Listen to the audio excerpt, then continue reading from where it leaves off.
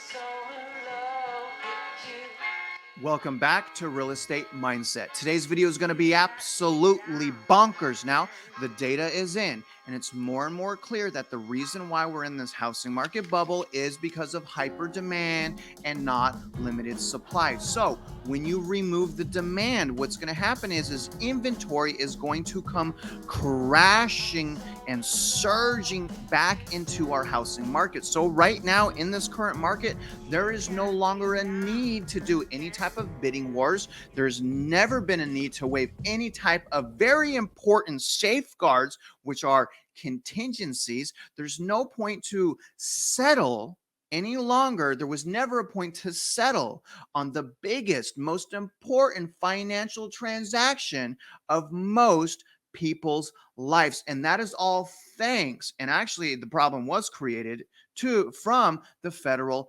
Reserve. But the thing is, you guys, better late than never. And as the Federal Reserve continues their quantitative tightening measures, all that's going to do is create more and more buying opportunities for those of us who can weather the storm and are preparing right now. Because the fact of the matter is so many Americans right now have been rug pulled and can no longer buy a house. And here's the thing, and here's why this is such a hyper demand bubble.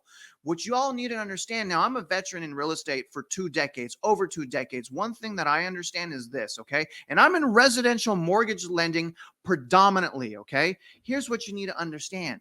Everyone has always wanted to buy a house. The amount of people that don't want to buy a house are few. The problem is many people do not do what it takes to purchase a house, whether it's saving money for a down payment, whether it's credit worthiness, things of that nature. Everyone wants to buy a house. You have to remember that. So when the Federal Reserve lifts those floodgates up to demand, this will happen every single time, despite how much supply that we have. But regardless, y'all, we're going to unpack an article from Redfin today that's titled Home Buying Competition Drops to Lowest Level in Over 2 Years. This is great news. That's why the interest rates going up like this are working so swiftly. But you guys do me a favor. You guys know I'm not a financial advisor, even if I want to be yours. But my bio is in everything real estate. So I know a whole bunch of things real estate. I have a family. I'm renting right now, even though I own real estate. So I'm walking out every single thing that I'm sharing with you is what I'm doing in my life. So, you know, if I'm wrong, y'all are going to see firsthand that I'm wrong and I'm going to feel it. If I'm right, you guys are going to see that I'm right and I'm going to feel it. So it's a really great thing. I love being accountable. And if you guys can, for all of my effort, please like this video, subscribe if you haven't, shoot me a comment below, but let's get started right now. All right. So this is not really a long read. I'm going to be kind of fast on this video, y'all, because I want to do some other types of videos. I don't want to just do Redfin and Zillow, but the reason I'm doing that is they're massive providers of data.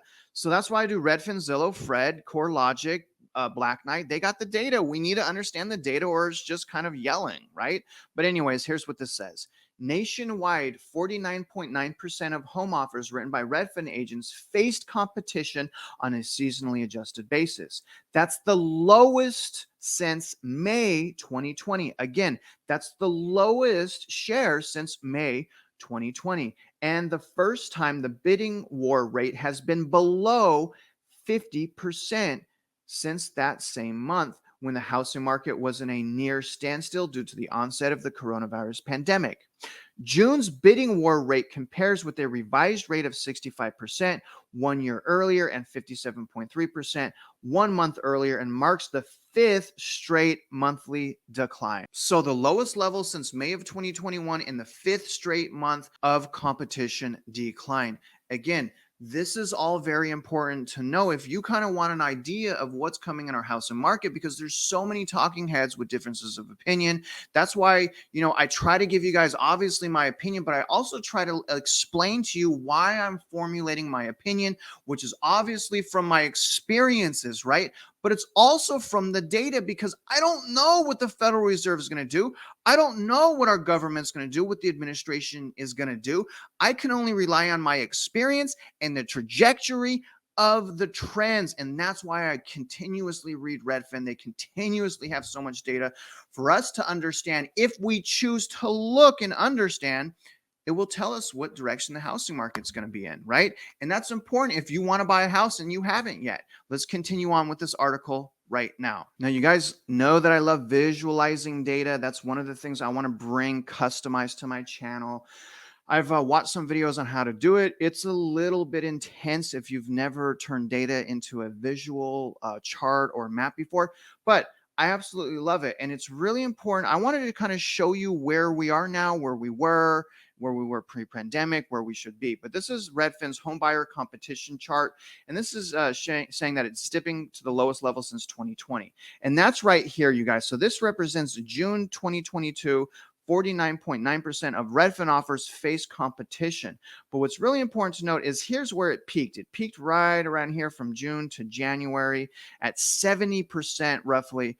And ever since, the Federal Reserve started doing their quantitative tightening, you can see that demand has been plummeting, right? So in about 6 months, competition has gone down 20% in about 6 months. But if you look over here, you'll see that we're still above pre-pandemic. And where I want to see this, the home buying competition, I want to see this under 30%.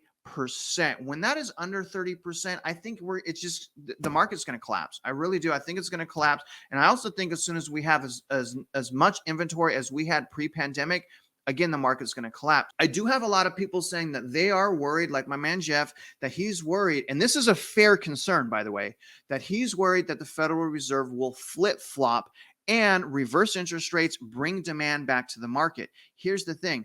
That's 100% possible. And that's why I keep telling you guys, double down on preparation. And all of my eggs are in the 2023 basket. But here's the thing. Even if the Federal Reserve does those things, remember their actions, even though this was a demand market, their actions still lag behind. So if the Federal Reserve flip-flops today, I believe I still have 2 to 3 months of buying opportunity. Y'all understand? So even if they do flip-flop, it's not going to immediately impact the housing market. And I think it's important to understand that. But let's get back to this article and finish it out right now. This also has some really, really crazy data. Here we go. Housing market competition is declining because higher mortgage rates, high home prices, inflation, and a falling stock market have eroded home buying budgets, causing some house hunters to drop out of the market. Roughly 60,000 home purchase agreements were called off in June, equal to 14.9% of homes that went under contract that month. That's crazy. That's the highest percentage on record, with the exception of the start of the pandemic. The typical monthly mortgage payment for a home buyer is now almost $2,400 at the current 5.51% mortgage rate, up 44% from 1 year ago. That's insane. While the market is cooling, it's not coming to a crashing halt. A Redfin real estate agent in Seattle said, house hunters who can still afford to buy should consider taking advantage of the slowdown, given that there's way less competition. But here's the problem with that. Homes are still overvalued, in my opinion, even though we have a 9.5%, and that's amazing to say, 9.5% depreciation, it's still not enough. I need 15% to win. Technically, I actually do need 9%. So I could win right now if I want to go buy a new home build, especially from Lennar. It seems like Lennar is leading the charge, at least in my local housing market, as far as buying incentives. You shop around, look at places like Lennar. But one thing you don't want to do is you don't want to rush the biggest financial transaction of your life. And the fact that people are saying that it's still the best time to buy, are y'all crazy? Let the dust settle. We still don't even know exactly what's going to happen a few months from now because there's too much dust kicked up. Even I don't know, right? I need more data. I need the dust to settle because there's too much stuff going on right now. Now, here's where I want to conclude. Now, if you're surprised on how quickly things are turning around in the housing market, understand the reason why we're in this mess. Hyper demand. Essentially, what the Federal Reserve did is they moved interest rates into the 2% and gave people a free, it's not really free, but a free down payment in the form of stimulus. So when you put 2% rates in the market and we're giving the government's giving people a free down payment, it's going to lead to hyper demand despite how much supplies we have. Even if we had double the supply, we would still be in this situation because the demand is way, way too excessive. So when you remove that hyper demand, obviously, naturally, inventory is going to come surging back to the market. Once inventory comes surging back and it sits on the market, that's when we start seeing price cuts, but not just price cuts on overvalued houses. I'm talking price cuts for homes under market value. It's all nice to see these price cuts, but half these price cuts are from houses that are still overvalued. We need price cuts under market value, and we're finally starting to see that. So keep your eyes on the prize. Don't be discouraged. Do not give up hope, and make your own decisions up based on data, based on your experiences. Now, other than that, you guys, I really appreciate you watching this video. And if you're out there investing in real estate, I do wish you luck, and I hope you win.